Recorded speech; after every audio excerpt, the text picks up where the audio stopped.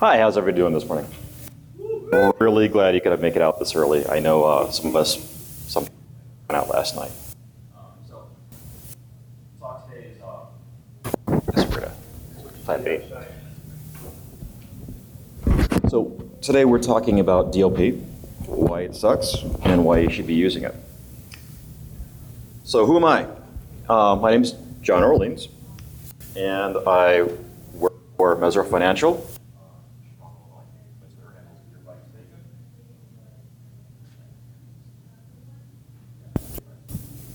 Go back to the bike. Worked about 20 years in IT, 10 years in InfoSec. Yes, I do have a CISSP, a bunch of lapsed certifications, you know, like a lot of us do. And, you know, maybe one interesting thing is I race bicycles for a beer company in Chicago. So if you ever follow me on Twitter, you'll find out that it's mostly just junk and bicycles. So anyway, what is DLP? So if you go to Wikipedia and you type in DLP, you get a lot of, oh, wait, that's not that. You get a lot of stuff that really doesn't mean a lot. But what you will get is right there, data loss prevention. And if you click on that, you go to this, which is this really long, boring thing that's really confusing. What DLP really is, that's what you get, sorry. What you really get is DLP is a really invasive, somewhat complicated software that prevents employees from sending data they shouldn't. That's pretty much it. And users, I mean, if you work in education, you know, you might use DLP in school as well. So, can everybody hear me? No? Okay. How about now? All right, that sounds much better. Great. So I'll just hold this thing. So, now we kind of know what DLP is. Why does it suck? Oh, wait, I think somebody had an answer. Why does it suck?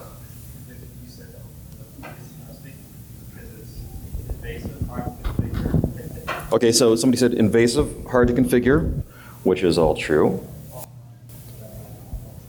False positives, all great reasons. So I'm going to get to the real, the basics why DLP sucks. First, the name game. Even walking here, people were asking me, what does DLP mean? And I know. Apparently, I just got to hold it, so it needs attention. It's not a problem. I'm probably breaking the microphone. Okay, so name game. So we're going to start with data. Data is pretty much a gimme. We all know what data means. Data is information. So, second, loss. That's generally what DLP. The L stands for loss. But loss isn't really that bad a word. I mean, so not every loss is bad. Like, you work out, you lose 5 pounds. That's good loss, right? So marketing had to change the name from loss to something else that's bad. So they went leak, because nobody has good leaks, right? I mean, if you own a house, you know that there's no good leaks. So all leaks are bad. So we're on the right track there. So okay, data leak, fine. Prevention, right? So data leak prevention sounds pretty fair, but the problem is that DLP doesn't always prevent data from leaking.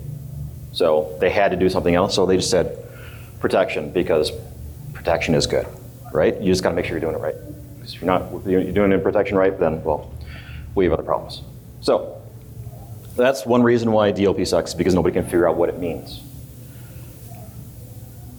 Other reason, promises versus reality. I'm sure we've all gone to the vendors' websites and seen, oh, it'll do this, it'll do that. So let's go over that. Control all your data, right? Every website has that. Ensure regulatory compliance, which is the reason why, your C-suite said, hey, we really need DLP. Right? Marketing thing where they said, hey, we have all these new privacy regulations, DLP. Identify your riskiest users, right? You know, the user behavior analysis is another tool that you can use to figure out what's going on with your environment. And then when they just can't figure it out, they just kind of throw it out there. Machine learning. We have machine learning, you know, or AI, right? So, you know, the robot will figure out what's wrong with you. But really, the problem is that controlling all your data, well, you got to spend a lot of money to control all your data, and you may not want to. And regulatory compliance. The great thing is when you install DLP, the first thing it says is nothing is compliant. You have to figure it out. So it's a lot of work. Identify riskiest users, which turns out to be all of them. Right, because everyone makes a mistake here and there, and DLP systems, until you teach them, they're really bad about it. And, well, machine learning, come on. You know, it's just not there yet. So, here's the crux of people talking about why they hate DLP. There's potential for disaster.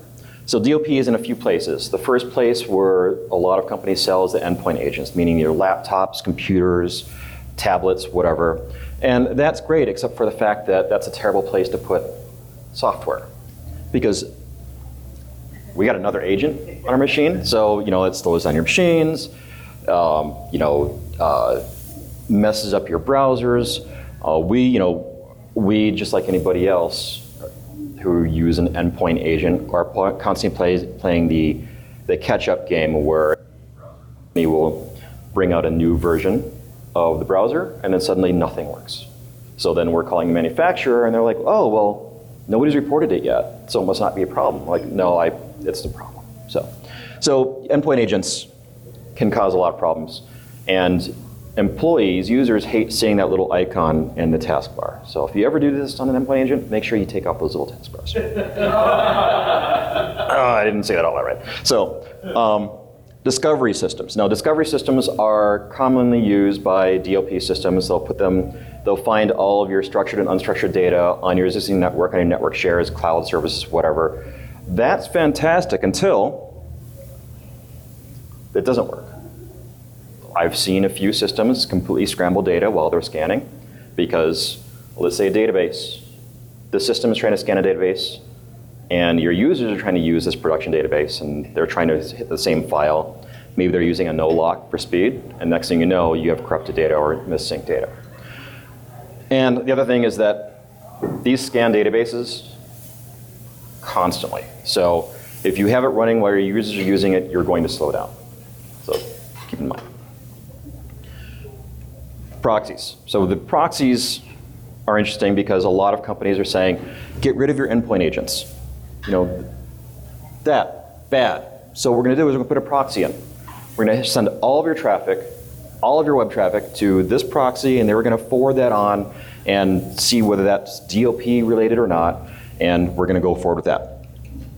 But, hey. Sorry, just a brief interruption. Yes. You requested some shot glasses, I think, in the so, Thank you. You ask, we provide. Cheers. Thank you for talking.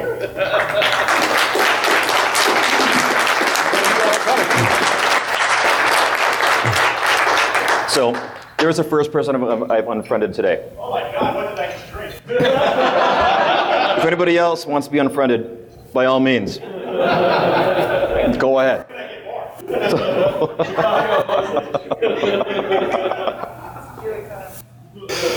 So proxies are great, but you really have to keep an eye on what's going on with your vendors because A, they might not be covering everything, so you have to do your own homework. You have to back them up. B, they can really increase latency. We work with some vendors who we just threw away within days because suddenly, yeah, we are protected, but nobody can get to any websites, which apparently is a problem with your users.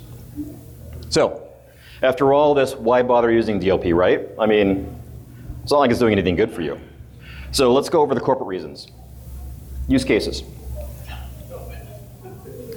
I know. When you do set up DLP properly, it can meet your legal and regulatory compliances and to do a pretty good job of it.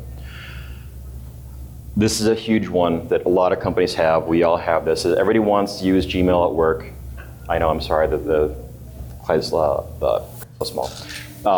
Everybody wants to use Gmail at work, but we don't really want them to be attaching, things like customer data to that Gmail. So this kind of allows them to do it. And then here's another one. You have the disgruntled employee. Well, helps prevent them taking data. Helps you find your information. Third-party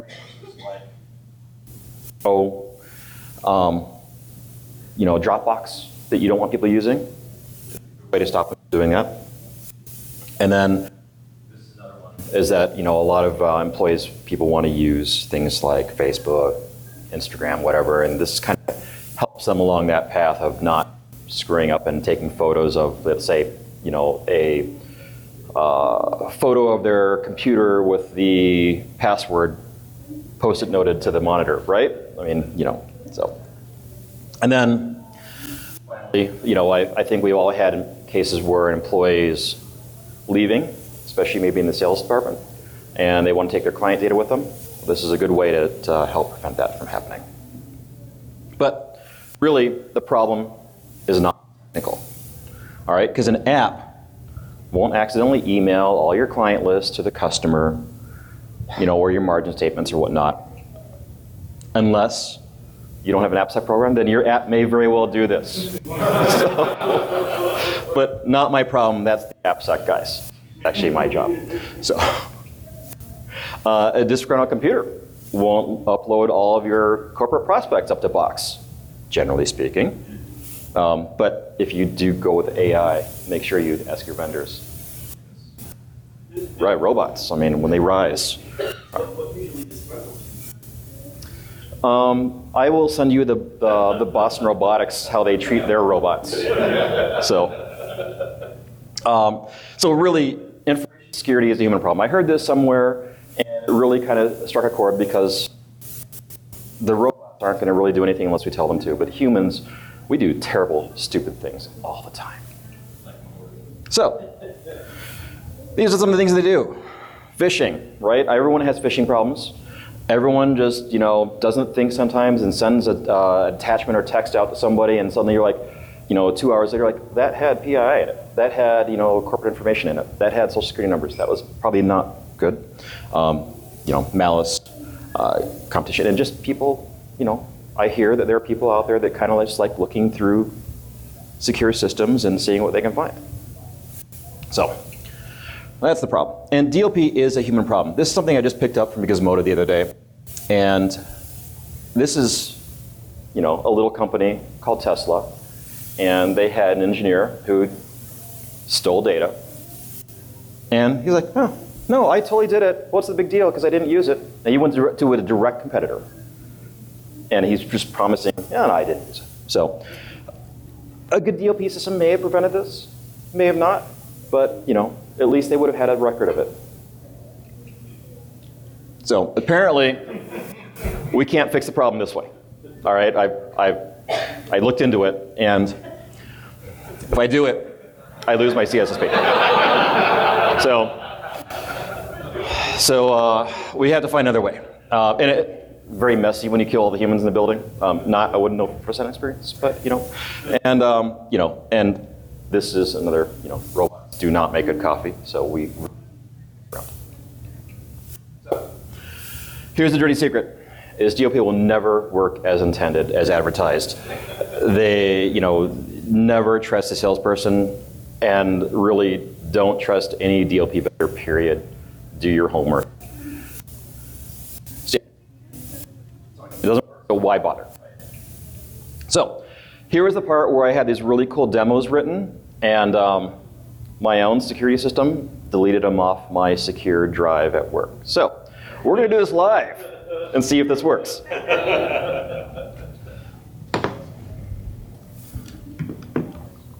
So, and really, here's what it boils down to, is your most common vector for theft that we still can't figure out, no matter how good your DLP is, no matter how fantastic it is this thing right here.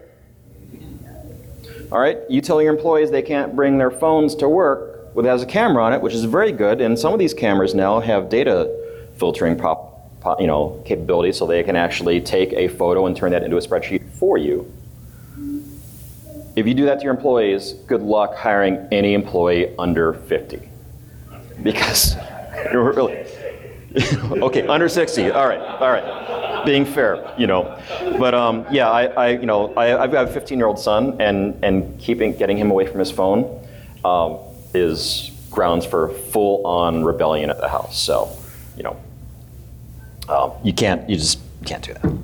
So the other thing is, if you buy DLP, there is an expensive option called OCR. It stands for character recognition. And what it does is it takes a picture at a photo and it reads the photo and turns that image into data. It's not cheap, and it uses, this is a technical term, a metric crap ton of RAM and processor. So if you are using an OCR, make sure that you deploy it in a way that either is using somebody else's resources, which is fantastic, because a lot of your vendors now will offer a cloud version, which if you can, just give it to them and make sure that data line is secure between you and them, because again, now you're sending them all the photos you have that could have PI. Or if you keep it in-house, as we do, then just make sure you have a very, very, very big box that's dedicated to this, because it will slow things down and it will make users unhappy. So I'm going to show you the first easiest way to get out of this, and actually I think I do have the demo available. If I can find my mouse. Oh, there we go. Okay, thank you.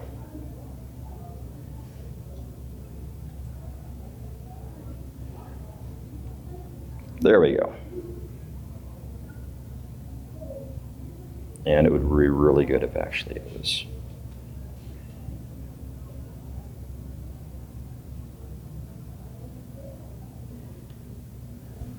There we go.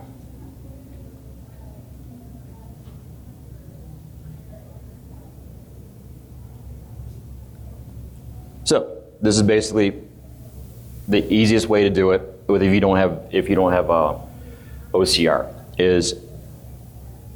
So we have a bunch of data here on this PI, and this is all anonymized, like just randomly generated PI. It's not actual real information.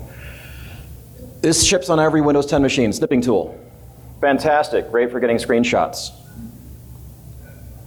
So I just went to it, just like anybody else in the company could. Take the whole window,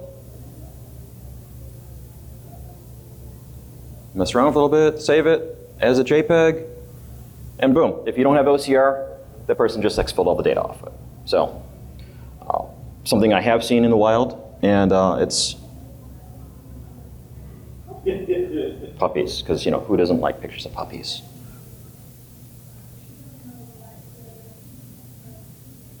And Borat. Long story.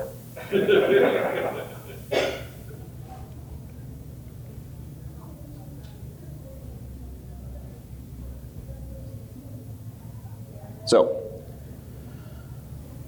not fun when somebody finds out that they can just take any image you've got, any document they have, just save it as a JPEG and send it out to their customers. Then you lose that whole line of track.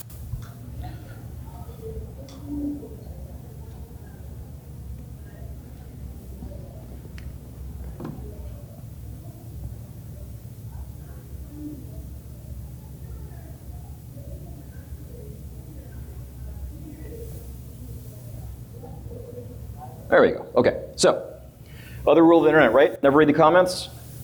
Well, the best thing is that DLP, if you use Windows, often doesn't either.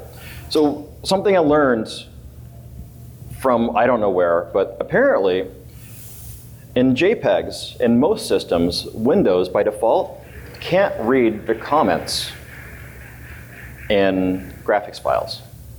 So, like, sitting in a meeting with somebody, I said, well, what if then I took this picture,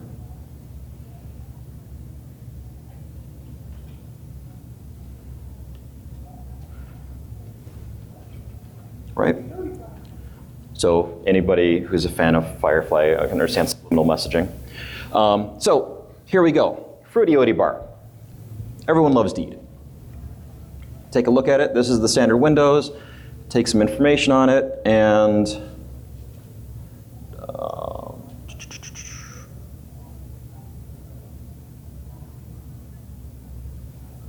nothing, right? It just looks like a picture.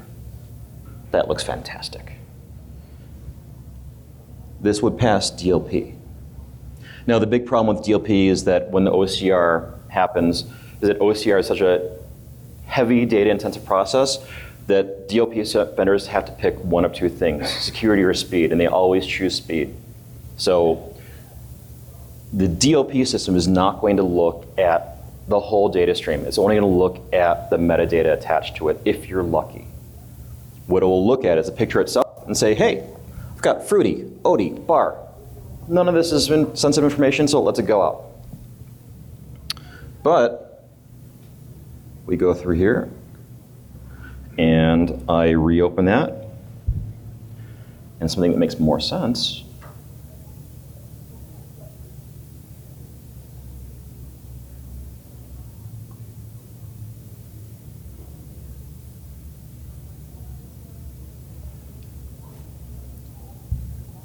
If you guys don't have OrphanView, you should. It's awesome. What it does is if I just hit give me the information, that looks great. But OrphanView can read the comments. And that's not the one I'm looking for. Again, demo gremlins. So let's open this a different way, because it's much more interesting if I open it up with something else. I'm going to open up with a hex editor. By the way, unless your employees really, really, really need one, they should never have access to a hex editor. And this is why. So we're going to open, right?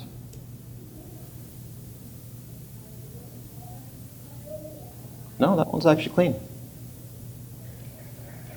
All right, we're going to open the next one then.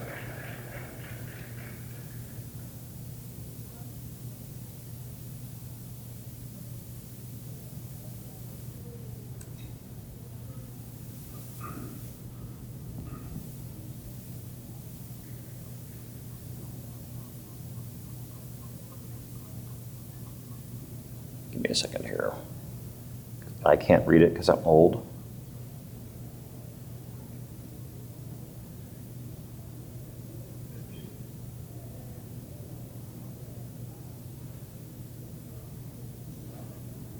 Oh, here it is. Sorry, I've just picked the wrong one. All right, so if you take a look at this, if you can read the right-hand side, all I did was change the header information, or change the comment code. And that's it. This has all that PI right into it. So I could copy and paste that into a text file, CSV, boom, it's out. DLP never saw it. So if you do have this, what you want to do is you want to set up another tool that reads comments. And it's kind of a pain in the butt, but it's totally worth your while because most DLP systems don't. Newer ones are doing this. Ones that are online, cloud-based, CASBs, they do this because they have the time to look into it.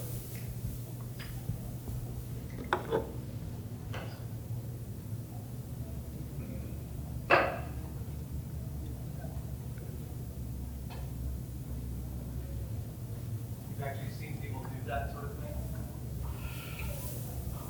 I have not yet. I did that in front of they weren't too thrilled because they were super happily, proudly showing off their whole thing, and I said, well, what happens if we do this? So actually, what I really did was even worse, but we can talk about that later. Yeah, so the comments aren't really read by Windows. Other things can read the comments. The system can read the comments. It's just by default, Windows does not.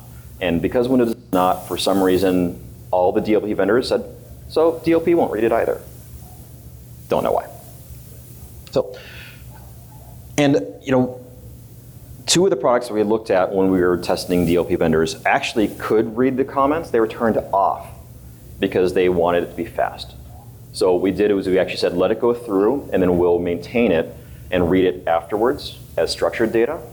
And if we find out that you were doing an exfil, then you just go to jail, right? The data's gone, but at least we have the satisfaction of knowing that we have a case against the person. And you know, you can also tell systems to disable comments. It's not easy to do, but if you run a Windows 80 environment, you can actually disable comments through group policy. So here's what I actually did in the meeting, and because I use a hex editor, obviously witchcraft. So I already talked about OCR and data equals slow, therefore it's either OCR or data. Why not change the extension? Now this is actually where companies are very good. If you take an XLSX and just rename it as JPEG, it doesn't work. System figures it out, and how it figures it out is that it's in the header. So honestly, what we did was we went through and we actually changed the header from an Excel spreadsheet to a JPEG, and then put in all the data, and we did this huge amount of work to make it look really fancy, and it worked great. And then we looked for the lowest common denominator, which was just taking a picture of it. But you know, so yeah, if you want to play with the headers, Google it. I can show you, but it takes a lot of time. It's tedious and painful, but headers are pretty easy to manage. Don't allow your user to have hex editors unless they absolutely need them, and that way you don't really have to mess around with this very much. So,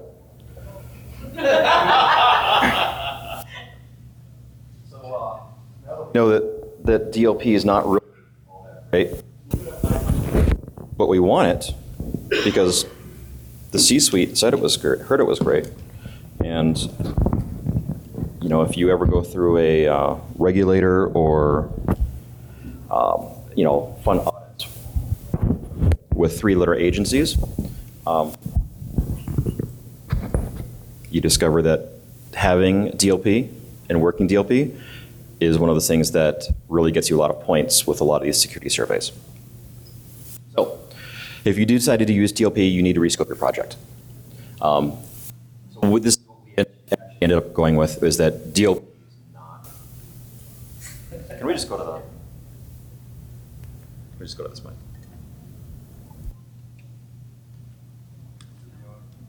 How we doing? How's it now? Or I could just, that's perfect. Thanks. First day, right? All right, is it good? Okay, good, go. So we rescoped the whole thing, and DLP is not gonna stop professional, but it will stop accidental loss and amateurs, which is 99.9% of what you're gonna see DLP stopping all the time. So if you have an outside intruder, there's a bunch of other tools. If you have inside actors, there are a bunch of other tools.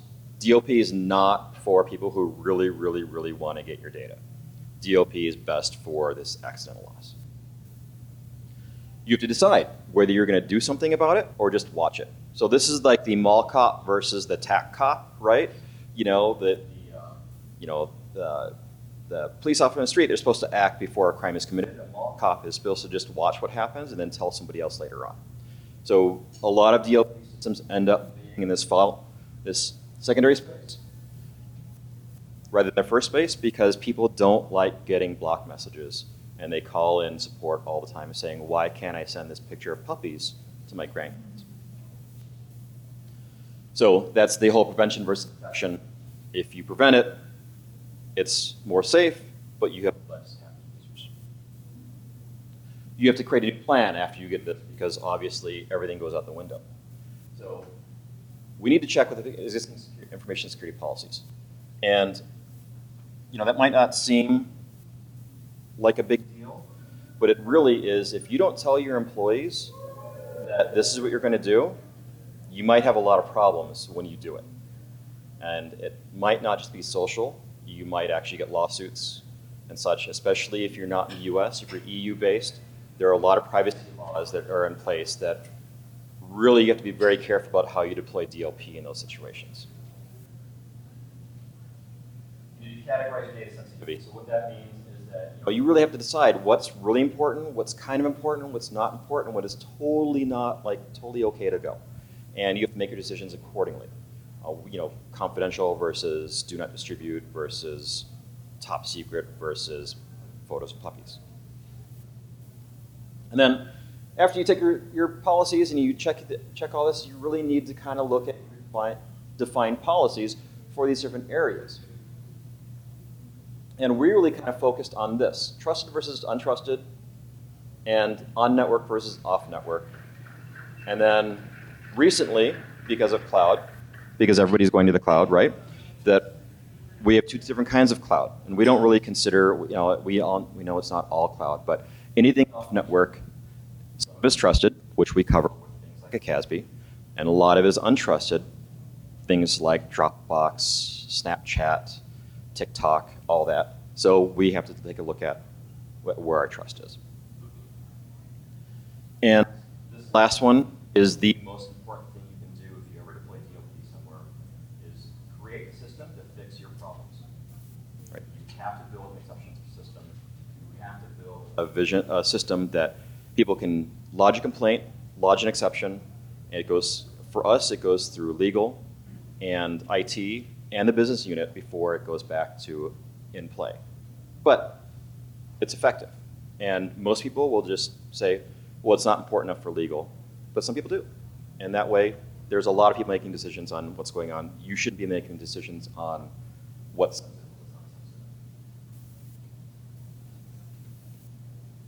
When you manage your project, this is super, super, super important. Make sure the C-suite wants it. In some cases, you might have them use it first, which we try to do as much as possible. That way, when a mid-level manager complains about it, they go, oh, the CEO's been using this for 6 months. Just like software development, you need to write your tests and make everything dependent on that. Basically the same thing, acceptance criteria. Milestones, for us, we use Kanban like crazy. But figure out which system works for you and communicate that with other people. That's garbage. So building an amenity. This is kind of a weird one. So when we roll out DLP first, we actually ended up rolling out DLP right at the end of October. And at the end of October, I don't know if you guys are aware, but apparently people do a lot of shopping around the end of October. Middle of November. I'm sorry, it was middle of November is when we deployed. And right at the end of November is when everyone does a lot of shopping. So what we did is the first thing we built was a blocking mechanism. I know I told you earlier you don't do blocking mechanisms. We did a blocking mechanism. So what we did is on a non-HTTPS field on any website, if you put in your social security number or a credit card, it tells you, hey, this field's not secure. Are you sure you want to do this? And we let them do it, though. And we immediately got calls from people saying, thank you for this cool thing.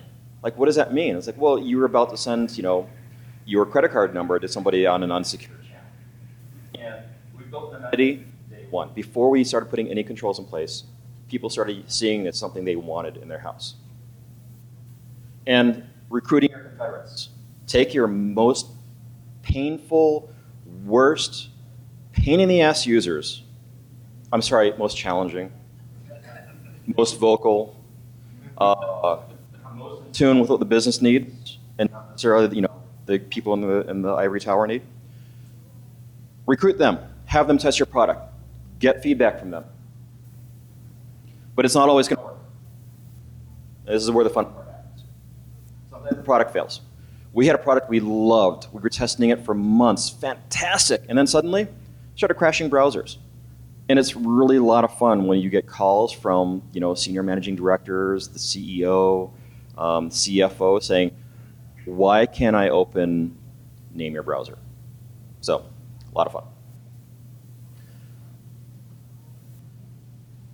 So, POC versus bake-off versus RFC. Obviously, proof of concept is the most involved. It's going to take a lot of your time. You have to have a product that you really like. Bake-offs are okay, but you really can't focus on it. And then RFCs are garbage. If you buy something without testing it, how many of us buy a car without testing it first? Same thing. And then culture fail. You're always going to have a situation where people just hate it. And if they hate it and don't want it, and management agrees, then you just have to give it up. You can't love it so much, you can't give it up. And then, really, this one is the one I probably should put first, is communication. Always, for the projects we had, every project is available at all times so that anybody involved can see the milestones, what's going on, and the trouble tickets associated with the project, and their own trouble ticket. So they can see if their trouble ticket is important or not, and they can see the pool of trouble tickets that are there. So they go, oh, well, I lodged this thing 2 months ago, but they've got other bigger issues, so I'm not even going to bother. So, kind of nice. And then mobs versus bosses. So this goes back to the whole buy-in from the top. If the bosses are using it, then the mobs don't really get much of a say. But the problem is, no matter what, DLP still sucks. It's going to suck. It's going to be hard to do. It's going to be hard to deploy. And it's going to be hard to manage. But if you keep your goals in mind and you focus on the basics, you really kind of think about your users and how much they're going to deal with it, it's a lot easier to use. And, I do sit down with users at a regular basis and say, I'm sorry, guys, we have to use this. If we don't use this, then you have to do all this other documentation. You show them what documentation they have to do if they don't want to use DLP that's required for it by EU or UK or California or New York, Illinois. They take a look at it and they go, I don't want to deal with that. They go, well, then here's your solution. And if you can find it, and the other thing is I always tell everybody, if you can find a better solution, I want to hear it because I hate this too. So, I want to thank Muzzle Financial. They were actually pretty excited for me to come out here today. They did want me to say at the very beginning, which I totally forgot, that that I am giving this presentation solely as an individual, and that my views, and commentary is no way reflective of the views, beliefs, and commentary of Muzzle Financial Holdings, Muzzle Financial UK, Muzzle Financial Europe, or any other subsidiary or entity thereof. So, if I missed anybody, sorry. I would like to thank the DLP products of several vendors whose products I've now broken permanently.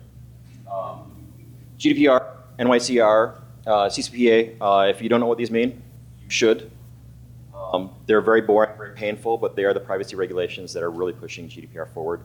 And they're really there to help you as individuals. So, and basically screw your companies.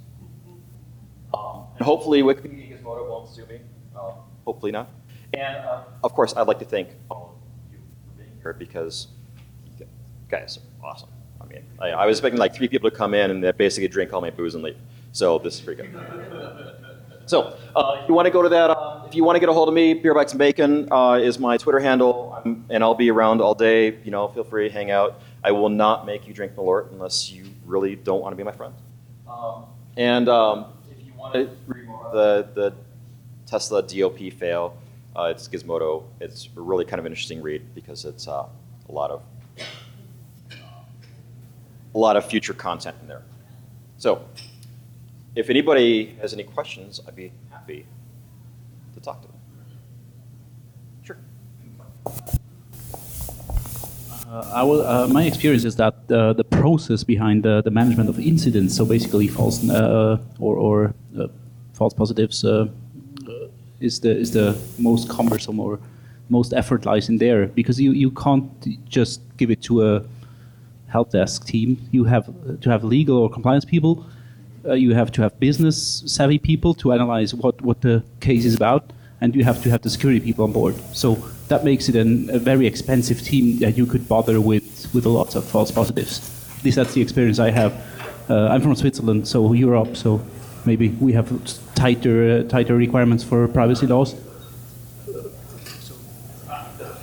So yeah, and I'm really glad you brought that up. Is the false positives, because really that is the huge pain in the ass for IT staff and security staff, are the false positives. And if you don't know what false positives are, it's that DLP is usually pretty terrible because the DLP vendors don't want to get involved in accidentally letting information out, so they make these rules so loose that they stop everything. Everything. So what you get is you get metadata that thinks is a Swiss passport number. Has nothing to do with anything. So you really have to go through and really kind of nail down your profiles and your rules. If you know how to use regex, you're going to be really in a good place to work on DLP. There's so many terrible things about the false positives that you get. And you don't want alert fatigue, because that's what we all get, right? Now suddenly your email box just blew up overnight because somebody sent out just a photograph. So what you need to do is you need to scale this back. Now we log all of these false positives. We don't do anything about them. What we do is that when we have a behavior that shows more and more data, that raises the information, the level of the severity of the incident from low to medium, high, or critical. So we only take action on mediums and highs and criticals. Lows, which are just a few things here and there, we just log. And we use that as a discovery mechanism if we do find out somebody stole data later on. And we go back and we do periodically go through and take a look at some of these logs and make sure that we're not letting things slip through the cracks. But really, you need to figure out what your thresholds are for medium and high, and only work on those.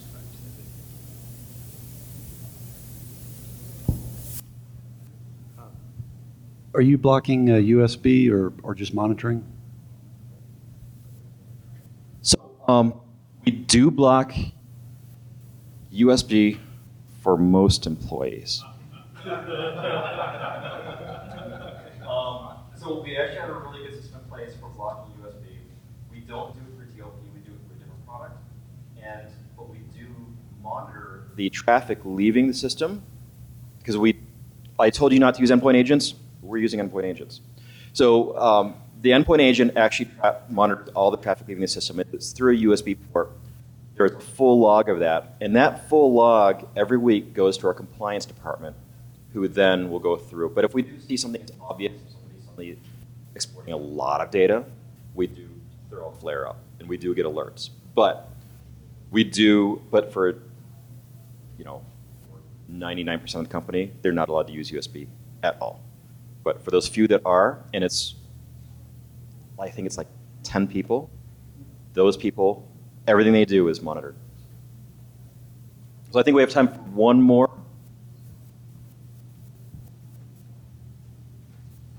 So how do you respond to the alert? Like, do you have us looking at that, or signals? Like, what's the process here? So right now, you're basically looking at the person who manages most of the DLP. We don't really have a whole lot of human resources to throw at the problem, which if you have a lot of bodies, that's great. But if you don't, then you have to be smart about it. So what I have is I have a daily report that I get that shows everything that happened yesterday. And I go through that and clear that queue every day. I've gotten it down to the point that I only spend 20 minutes a day on it. So it's not bad. If there's something huge that happens, though, I get an email alert immediately, and I have to take care of that immediately. We do have an automated system. We do forward problems to the SIM, but the SIM is just there so that it verifies that I'm actually doing my job. And I'm not allowed to clear my own instance. I mean, I have false positives as well. So somebody else is looking that as well every day. But that's less than 5 minutes a day of his time. Okay, so I think we're done. If anybody has any more questions or wants to chat afterwards, again, I'll be hanging around. I'm the only person in this building that does not work here wearing a suit, so I should probably be pretty easy to find. So, oh, I'm sorry.